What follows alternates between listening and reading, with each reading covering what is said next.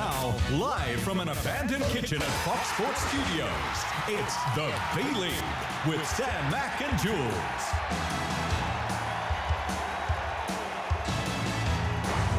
Hello, welcome to episode 16 of the B-League. And look, I just want to point out straight away, this isn't just any old episode of the B-League. This is an interactive episode. Yes, Sam, we were inspired by Melbourne's Hearts' interactive match yesterday. They had the Twitter handles on the players' backs, and Simon Colosimo was tweeting throughout the match. So he's also tweeting this B-League episode, the actual Simon Colosimo. We're not kidding. His tweets are going to be coming up on the screen throughout the episode, so make sure you follow Simon Colosimo and get interactive. We were tweeting about Robbie Cornthwaite this week, Sam. We are Team Cornthwaite here at the B-League. He's been on a goal-scoring spree for the Socceroos. Let's have a look at a few. First up, he scored against South Korea. This is just a magnificent technique. Well, that was up there with Ibrahimovic. We were claiming that it should have been goal of the year. Unfortunately, he missed out. This is his goal against Chinese Taipei. That's what I love. He scores against the heavyweights as well, Jules. And he backed it up early this week against Romania. Look at this, two attempts straight into the corner. Now, he is almost goal-a-game Cornthwaite. That's the nickname that's floating around the soccer circles, but he was interviewed after the game. Have a listen to who he thanked and what he had to say. I think I had about 5 guys around me, so dropped the shoulder and a couple of swivels and, just put a top corner like usual. Anyone you'd like to thank for the strike, Robbie? The B-League's been a fantastic support for me, so, I really feel without them, I don't know where I'd be in the world of football. I noticed Messi didn't score for Argentina tonight. A response for him, perhaps? Yeah, he's supposed to be World Footballer of the Year, and to see he didn't score tonight and I did, maybe one day he could live up to the moniker of the Argentinian Cornthwaite. Well, I think he's got a long way to go to get there, Robbie. And just a little update, he's now scored 3 more goals than Scott McDonald for the Socceroos. That's right, Sam, and apparently 50 million has gone on him for the Ballon d'Or. Oh, really? Yeah, wow. That's just a rumour, though. They don't muck around. But, Sam, people say we're not hard-hitting here at the B-League, which is unfair. Yeah, that's right, and we wanted to do something that was a little bit more hard and a little bit more substance than what we normally do. So we decided to check out the Central Coast Mariners and the secret to their success. They won 5-0 the other night. They're cruising at the top of the ladder. Let's have a look at our special report. They're more important than any one player. They're what really defines a club. Liverpool have the cop. United have the Stretford end. And the Mariners have the novelty-sized sauce bottles.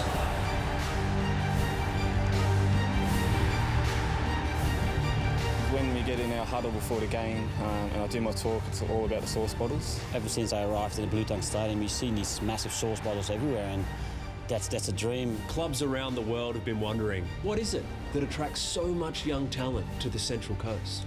Watching, Central Coast on TV, I saw the Master Foods bottles. That made me realise what my goal in life was, and that was to walk onto the field and look over at the Master Foods bottles for inspiration. It's something even more important to the club than Graham Arnold. We haven't been beaten at home once, and not even a draw. We won everything, and that's just because of the sauce bottles. To truly understand why these bottles are such an inspiration, we crossed to B-League correspondent Lara Pitt.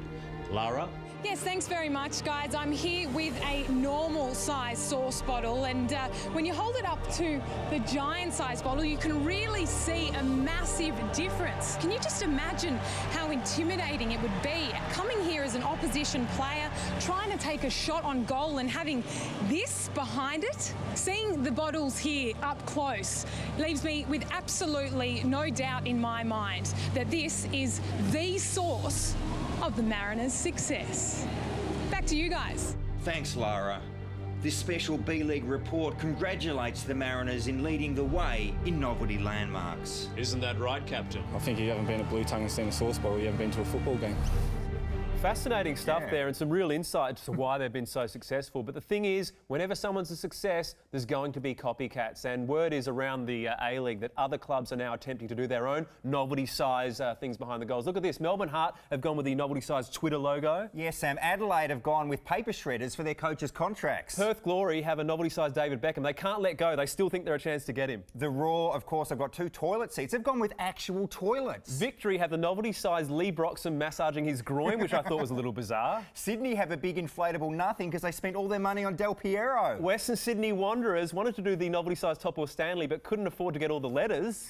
Wellington are really struggling with the novelty Paul Eiffel Tower. That's a good pun, though. It's a great pun. Shocking. And Newcastle have the novelty size Nathan Tinkler, although that may actually just be the normal size Nathan Tinkler. I think so, Sam. But look, we'd love you to get involved on Twitter at the B League. What inflatable thing would you like to see your club have or an opposition club had? And we'll retweet some, Sam. Yeah, bring it on, guys. Now, the other thing that we wanted to do to finish this episode was give you our 14th most popular segment. It is, of course, the B League Juggle-off, the comedy festival not far away in Melbourne. So we visited Melbourne Heart.